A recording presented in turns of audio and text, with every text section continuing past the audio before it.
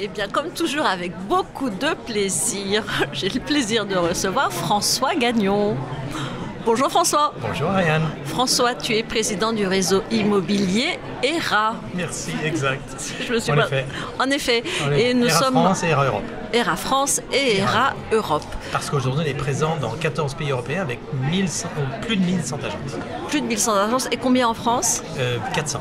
400 agences sur l'ensemble du territoire. Exact. Et ça représente, en nombre de collaborateurs, près de 2000. Près de 2000 collaborateurs. Exact. Alors là, tu vas voir l'enchaînement. 2000 collaborateurs qui, comme tout un chacun, doit savoir gérer le rejet. Comment on fait pour surmonter la peur du rejet ?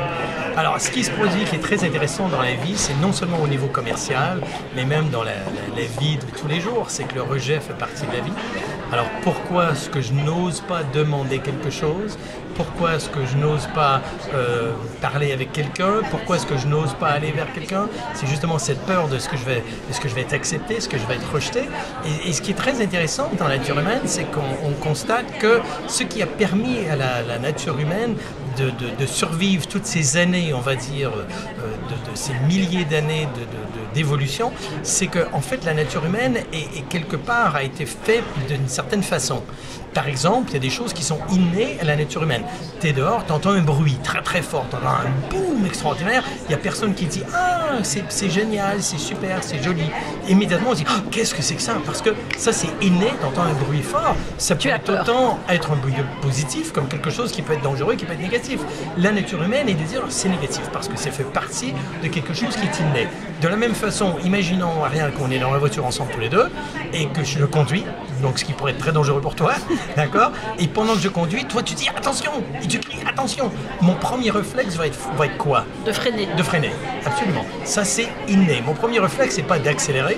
Mon premier réflexe n'est même pas de prendre constat de ce qui se passe autour. Le réflexe, c'est de freiner. Pourquoi? Parce que c'est quelque chose dans lequel on est inné, de dire faut faire attention, il y a un problème, on arrête pour constater qu'est-ce qui se passe.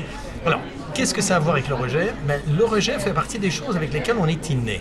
Pourquoi? C'est que si on retourne en arrière dans l'histoire de l'humanité, quelque part, l'être humain vit non pas seul, mais vit en tribu, vit en clan, si on peut dire. Et ce qui veut dire que les ennemis communs, c'est d'autres clans qui peuvent être dangereux, qui peuvent attaquer. L'ennemi commun peut être la température, les intempéries, les orages, les problèmes des tempêtes de neige, n'importe quoi, les ouragans, tout ce que vous voulez, les tornades. Les problèmes sont aussi les animaux. D'accord? Donc je vais me faire attaquer. Si je suis avec mon clan, je vais survivre, je vais être protégé, je vais être bien. Si je me fais exclure de mon clan, c'est la mort. Je suis rejeté. C'est la mort. Soudainement, je dois subir. Donc, ça a été inné dans la nature humaine qu'il ne faut surtout pas être exclu de n'importe quoi parce que c'est extrêmement dangereux. Et ce danger, cette peur, cette crainte est réellement quelque chose qui est inné. Donc, quand les gens disent si je le prends au niveau commercial, j'aime pas faire de prospection parce que je ne veux pas être rejeté, je veux pas me faire rejeter. C'est pas un truc bizarre, c'est pas dans leur tête, machin. C'est une peur, c'est une douleur réelle. C'est vraiment quelque chose que l'on ressent à l'intérieur de nous-mêmes, qui est très profond. Alors différentes personnes ont différentes sensibilités, mais c'est quelque chose qui est extrêmement profond et qui est extrêmement fort entre nous. Ce qui est la raison pour laquelle dans une boîte de nuit, par exemple, dans une boîte de nuit. La prospection, on ne fait pas de prospection dans une boîte de nuit. Je ne sais pas, j'en ai aucune idée, ça fait très très longtemps que je n'en ai pas fait. Par contre, on m'a dit que quand je vais dans une boîte de nuit, les garçons regardent les filles regardent les garçons veulent parler aux filles, mais ils ont peur, évidemment, parce que qu'est-ce qu'elle va dire, comment est-ce qu'elle va réagir, et c'est tellement douloureux et ça atteint tellement l'intérieur de l'ego de qu'est-ce que je fais, c'est que je prends une vodka, 2 vodkas, 3 vodkas, et là, suffisamment, et on va danser ensemble parce que soudainement, je suis complètement désinhibé, parce que je suis complètement bourré, et justement, cette problématique, cette peur a été éliminée. Alors, est-ce que c'est la bonne façon de faire? C'est une bonne question. Ça dépend à quelle heure. S'il est 3 heures du matin, il vaut mieux se bouger, parce que sinon, le week-end va être lent. En contrepartie, si c'est pour le travail, évidemment, on ne va pas dire qu'il faut prendre 3 coups de vodka avant de faire des appels, avant d'aller faire les appels sur le terrain à 10h du matin. François nous a dit qu'il fallait prendre une petite vodka jus d'orange. Jus d'orange, dit petit déjeuner, vodka. etc. Ça met tout le monde en forme pour aller faire la prospection. Évidemment que non, c'est une blague. Par contre, il y a certaines choses que l'on peut faire justement pour s'aider à surmonter cette crainte du rejet. Ça veut dire déjà qu'il ne faut pas s'écouter du coup. Alors, il ne faut pas écouter la petite voix qui dit non, ben je vais être rejeté, je ne fais pas, je fais autre. Alors, je m'y prends autrement. De dire qu'il ne faut pas l'écouter, c'est quelque part de dire qu'elle ne devrait pas y être. D'accord? Donc moi je dis, elle y est. Elle y est, on ne peut pas faire autrement. Donc il faut apprendre à la gérer.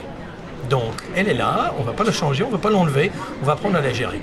Et il y a différentes choses qu'on peut faire pour apprendre à la gérer, pour apprendre à vivre avec. Alors, qu'est-ce qu'on lui dit? Alors, qu'est-ce qu'on fait premièrement pour vivre avec?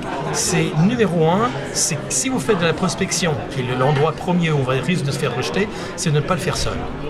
D'accord? C'est à partir du moment où on est deux, on y va ensemble tous les deux, donc on se dit, allez, Ariane, on fait de la prospection ensemble, donc allez, tu fais un appel, si on fait au téléphone, on fait la pige, tu fais un appel, je fais un appel, on va sur le terrain faire du tap-tap, on voit quelqu'un, on dit, allez, tu lui donnes ta carte, je lui donne ma carte, on y va ensemble, donc quelque part, on maintient cet esprit d'être dans le clan. Donc c'est toi et moi qui est dans notre clan et on n'est pas seul face... Et si ça se passe mal? Si ça se passe mal, on est toujours ensemble pour dire « Ah ben oui, mais il était bête, il n'était pas gentil, il n'était pas sympa, n'importe quoi. » Mais au moins, on n'était pas seul, ni un ni l'autre. Ça permet de surmonter, de survivre cette situation première. Donc ça, c'est numéro un. La seconde chose qui est extrêmement importante de faire, c'est que c'est l'équivalent du traitement qu'ils font pour les allergies. Quand on se fait traiter pour les allergies, parce que si on y pense, moi je suis allergique aux chats, d'accord? J'adore les chats, mais je suis très très allergique jusqu'à temps que je me fasse soigner. Alors le traitement pour les allergies des chats, c'est quoi? C'est la désensibilisation. Alors qu'est-ce qu'ils font? C'est que moi, quand je suis allé voir le médecin pour dire je suis allergique aux chats, ils prennent, je sais pas trop, c'est du jus de chat ou je sais pas ce qu'ils vous donnent exactement, hein, et ils vous grattent avec, et là la peau, ça réagit comme ça. Donc avec le temps, ils vous injectent avec ce dont vous êtes allergique, donc ils augmentent le jus de chat qu'ils vous donnent, je sais pas trop quoi, ils vous en donnent un petit peu plus, jusqu'à temps que, je sais pas, carrément, s'habitue. Ils vous mettent carrément un chat dans le bras, et là, on ne réagit pas. Et la raison pour laquelle on ne réagit pas, c'est qu'on a été désensibilisé. Donc, qu'est-ce qu'il faut faire justement avec la prospection? C'est qu'il faut faire de la prospection, il faut avoir des contacts, et il faut y aller régulièrement. Et quelque chose que quelqu'un peut faire, c'est un jeu, c'est de tourner ça en jeu, et de dire, je pars de chez moi tous les matins avec 20-25 cartes de visite. D'accord, tous les matins, et je ne rentre pas à la maison avant d'avoir donné les 25 cartes de visite à tout le monde. Donc, tant que les 25 n'ont pas été donnés, pas à la même personne, hein, on les met d'accord, et pas au cimetière non plus, on ne va pas les mettre un peu partout, c'est carrément 25 personnes différentes, je ne rentre pas à la maison. Et à partir de ce moment-là, ça m'oblige à aller vers les gens et à me désensibiliser, mais c'est important de jouer le jeu de cette façon parce qu'il y a une fin. Il y a des gens qui disent... On y va en bande, alors. On peut y aller en bande ou je peux y aller seul. D'accord, mais je dis, je donne 25 cartes, puis après c'est terminé. D'accord? Et le prochain point qu'il faut réellement arriver à faire, c'est l'esprit, je dirais, l'esprit que je rigole avec ça, mais c'est l'état d'esprit du boucher. Et l'état d'esprit du boucher, c'est quoi? Moi, je me rappelle avoir été chez un boucher, vous savez, on prend les numéros. Donc, moi, je prends un numéro, et il dit, bon, ok, numéro 42, c'est moi, je voudrais avoir 300 grammes de jambon. Et il me dit, on n'en a plus.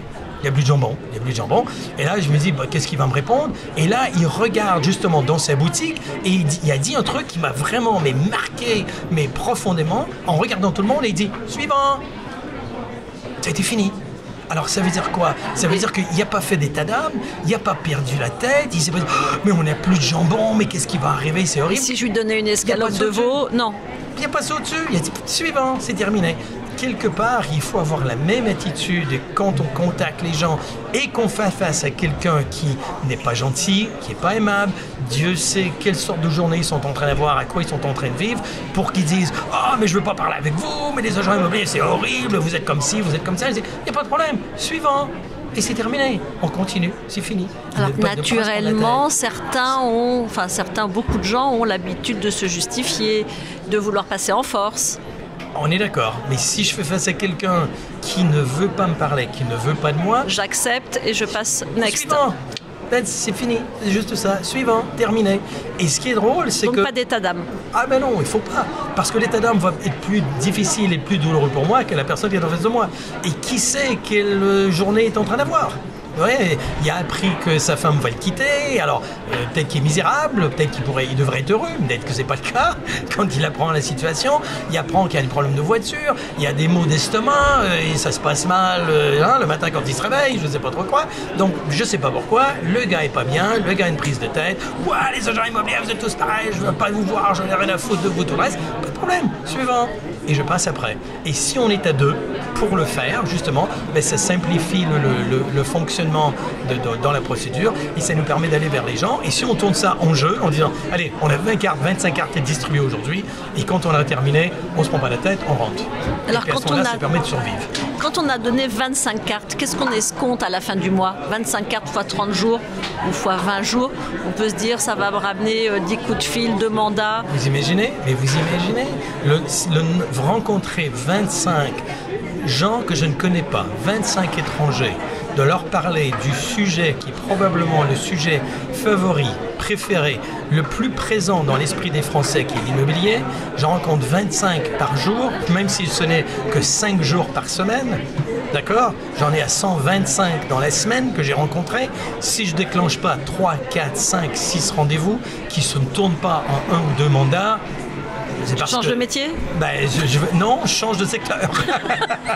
C'est parce que je suis peut-être aussi matière, c'est peut-être ça le problème. Il faut peut-être que j'aille ailleurs. Quand on regarde le marché immobilier français aujourd'hui, qui représente près d'1 million de transactions sur les secteurs, il y a un potentiel qui est énorme. Et ce qui est très rigolo, c'est qu'on entend les gens dire il y a une pénurie de mandats, il y a moins de mandats, il y a une pénurie de mandats.